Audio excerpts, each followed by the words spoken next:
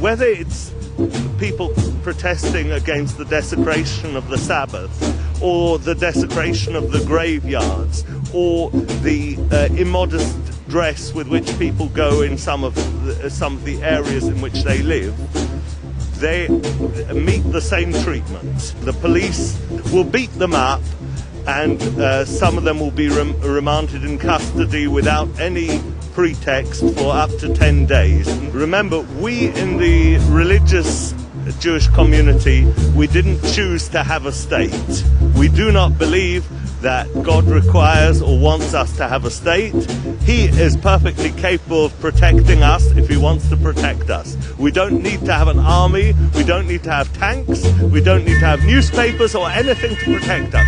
God Almighty will protect us if we deserve to be protected. What we do need is we need to fulfill his commandments.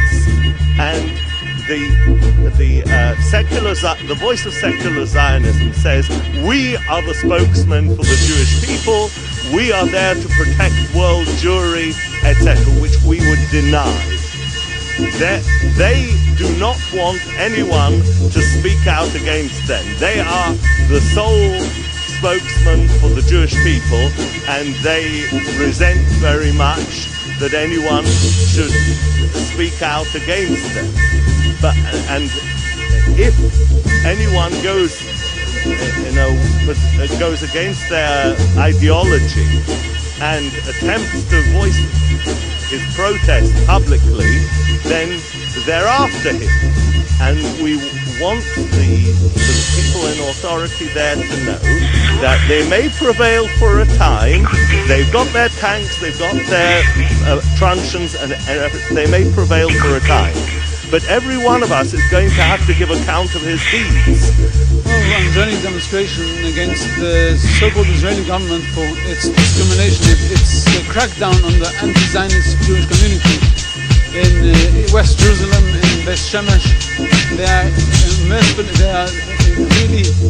are arresting people and detaining people without any charge, and really ruthless to the anti-Zionist Jewish community who just want to live a peaceful life separately from the rest of mainstream Israel. This is just a war against the true authentic Judaism, which doesn't want to recognize them and the way of life. They want to make an integration of the Jews and religions, all kinds, into the Israeli lifestyle, into the Israeli army, and they unfortunately they managed to succeed in a certain extent, but there's a big anti-Zionist Jewish community. They want to break down, and they want to give in to the Israeli government's pressure. They want to live like they used to, not nationalists, not pro-Israeli, being completely neutral in politics, willing to take anything, any regime which is there.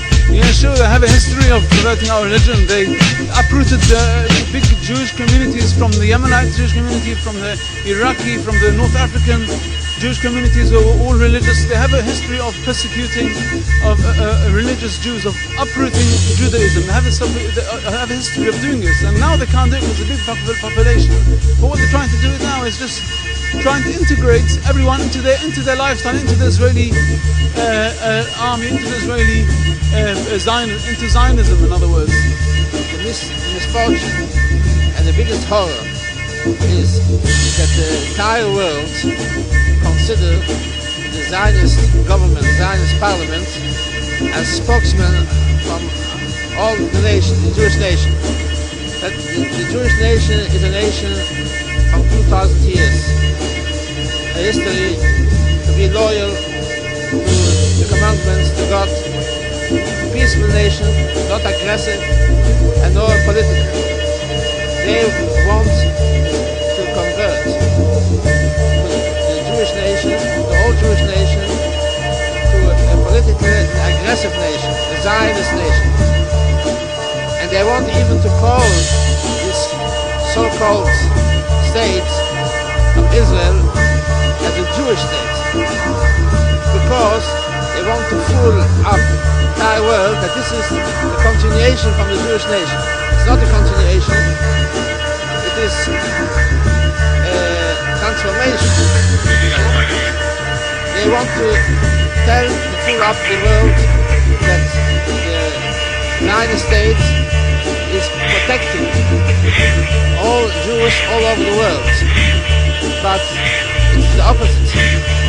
All Jewish people, all religious people in the entire world, they have to protect the Jewish communities there in the Zionist regime. We are all have to protect them because they are protecting us. We are safe here in Britain. We are safe in the United States. In the most part of the world we can say we are safe.